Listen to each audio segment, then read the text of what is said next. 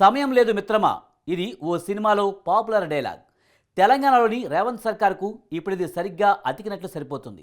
అవును, పట్టణ రుణమాఫీకి నిధుల సమీకరణలో నిజంగానే అంత సమయం లేదు. రోజులు చకచకా సాగిపోతున్నాయి. ఆగస్టు 15లోగా ఎట్టి పరిస్థితుల్లోనూ రుణమాఫీ చేస్తామని చెప్పిన ప్రభుత్వానికి పట్టువని 40 రోజులు కూడా టైం లేదు. మరి ఆలోగా ప్రభుత్వం అంచనా వేసినట్లుగా 40,000 కోట్ల మేర నిధులు సమకూరుతాయా అన్న ప్రశ్నలు తలెత్తుతున్నాయి.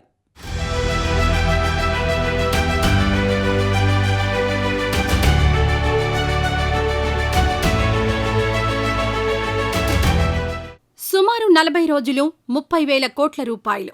అవును, రాష్ట్ర ప్రభుత్వం హామీ ఇచ్చిన మేరకు రైతు రుణమాఫీ, రైతు భరోసా, రైతు బీమా అమలు చేయడం కోసం కావలసిన మొత్తం ఇది.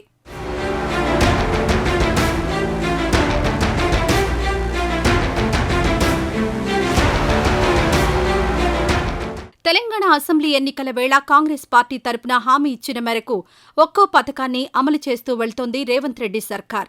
ఇందులో భాగంగా ఇప్పటికే రైతు రుణమాఫీ అమలు చేసేందుకు ప్రణాళికలు సిద్ధం చేస్తోంది రాష్ట్ర ప్రభుత్వం.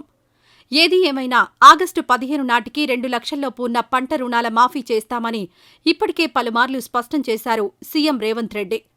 ఇదే విషయంపై అధికార విపక్షాల మధ్య మాటల యుద్ధం కూడా గట్టిగానే సాగింది. సవాళ్లు ప్రతి సవాళ్ల పర్వం నడిచింది. అయినా కానీ ఎక్కడా తగ్గేది లేదంటూ బదిలిచ్చింది తెలంగాణ ప్రభుత్వం.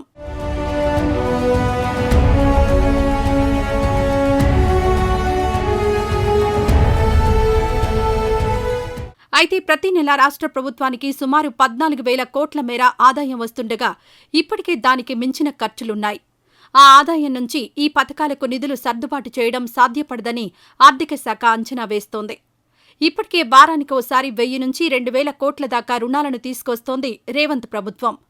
బాండ్ల విక్రయం ద్వారా ఎప్పటికప్పుడు ఇలా తీసుకొస్తూ బండి లాక్కొస్తోంది.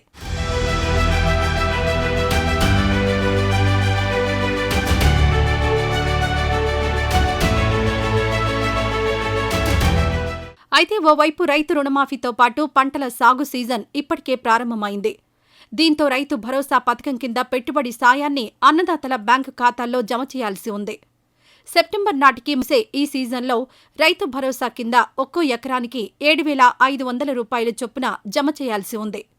ఈ పథకానికి కనీసంగా ఎంత లేదన్నా 5,000 కోట్ల రూపాయల మేరైనా తక్షణం అవసరమని ప్రభుత్వ అంచనా.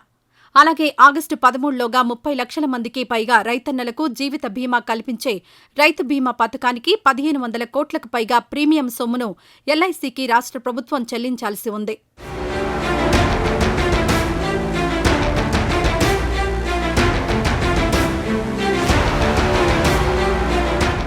ఇలాంటి పరిస్థితుల నేపథ్యంలో 1,000 కోట్లు, 2,000 కోట్లు ఇలా రుణాలు తీసుకురావడం కాకుండా ఒకేసారి 10 నుంచి 20,000 కోట్ల మేర నిధులు బాండ్ల ద్వారా సేకరించి రుణమాఫీ చేయాలని, అందుకు అవసరమైన ప్రయత్నాలను చేస్తోంది రాష్ట్ర ప్రభుత్వం.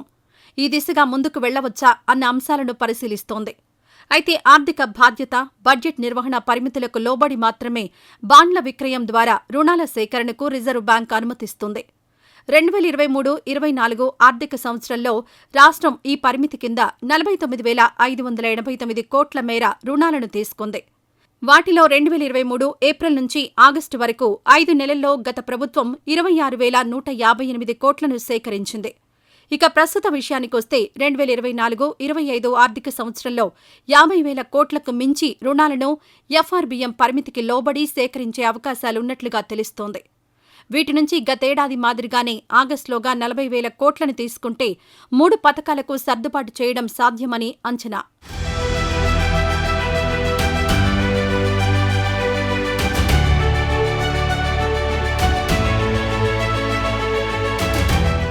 ఇక బాండ్ల రూపంలో రాష్ట్ర ప్రభుత్వం 2024 ఏప్రిల్ నుంచి ఇప్పటి వరకు 10,000 కోట్ల వరకు సేకరించింది. వీటితో కలిపి ఈ ఏడాది కింద వచ్చే కోటాలో 10,000 కోట్లు అవుతుండటంతో మరో 30,000 కోట్ల రూపాయలను ఆగస్టులోగా తీసుకునేందుకు ఆర్బీఐ అంగీకరిస్తుందా అన్నది ప్రశ్నార్థకంగా మారింది. ఒకవేళ ఈ విషయంలో ఆర్బీఐ ఒప్పుకోకపోతే ప్రత్యామ్నాయ మార్గాలను అన్వేషిస్తోంది రేవంత్ సర్కార్.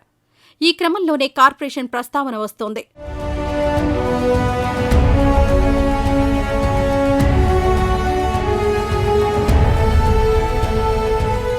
కొత్త కొత్తగా రైతు సంక్షేమ అభివృద్ధి కార్పొరేషన్ ఏర్పాటు చేసి దాని తరపున రాష్ట్ర ప్రభుత్వం గ్యారంటీ ఇచ్చి ఒకేసారి 35,000 కోట్ల రూపాయల మేర రుణం తీసుకునే అవకాశం ఉందా అన్న చర్చ కూడా సాగుతోంది. అయితే ఇక్కడే ఓ ప్రశ్న వినిపిస్తోంది. ఏదైనా ఒక కార్పొరేషన్కు ఇంత భారీ స్థాయిలో రుణం ఇవ్వాలంటే దానిని అదే సంస్థ తిరిగి చెల్లిస్తుందని, దానికొచ్చే ఆదాయ మార్గాలను సైతం స్పష్టంగా చూపాల్సి ఉంటుంది. ఒక సంస్థ లేదంటే ఒక పథకం పేరుతో ఇచ్చే రుణ సొమ్మును దానికి మాత్రమే వినియోగించాలని, అలా చేయని పక్షంలో రాష్ట్ర ప్రభుత్వం పూచికత్తు ఇవ్వడం చెల్లదని ఇటీవలే రిజర్వ్ బ్యాంక్ వర్కింగ్ గ్రూప్ సిఫారసు చేసింది.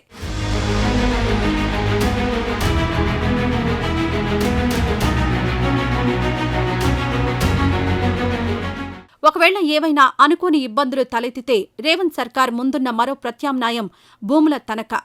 గడువులోగా ఆశించిన మేర నిధులు లభించకపోతే తెలంగాణ రాష్ట్ర పారిశ్రామిక మౌలిక సదుపాయాల అభివృద్ధి సంస్థ టీజీఐఐసి ద్వారా ప్రభుత్వ రుణాలను బ్యాంకుల్లో తాకట్టు పెట్టి 10,000 కోట్లకు పైగా రుణాలు సేకరించేందుకు అవకాశాలున్నాయా అని ప్రభుత్వం అధ్యయనం చేస్తోంది. ఇలా రుణ సేకరణకున్న అన్ని అవకాశాలు ఏమిటన్న దానిపై ప్రభుత్వం ఉన్నత స్థాయిలో చర్చలు జరుపుతోందన్న మాట వినిపిస్తోంది.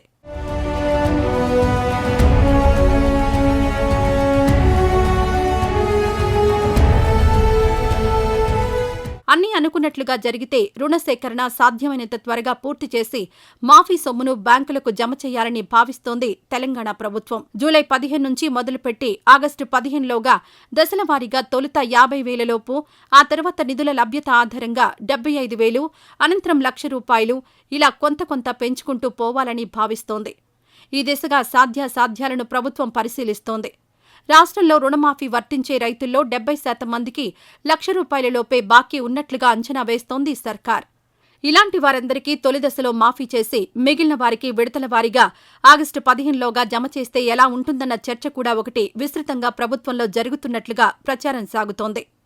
అయితే ప్రస్తుతానికి ఇన్ని ఆలోచనలు సాగిస్తున్న ప్రభుత్వం నిధుల లభ్యతపై స్పష్టత వచ్చాక రుణమాఫీకి అర్హులైన రైతులను గుర్తించి వారి తరపున బ్యాంకులకు చెల్లించే మొత్తాలను జమ చేయనుంది.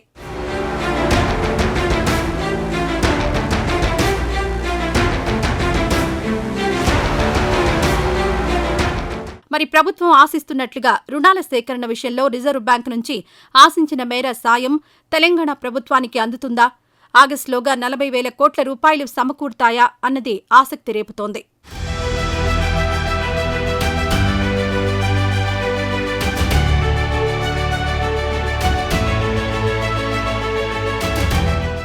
ఇది ఇవాటి ఇదండి సంగతి కార్యక్రమం. రేపు మరో ఎపిసోడ్తో మళ్ళీ కలుద్దాం. అంతవరకు సెలవు, నమస్తే.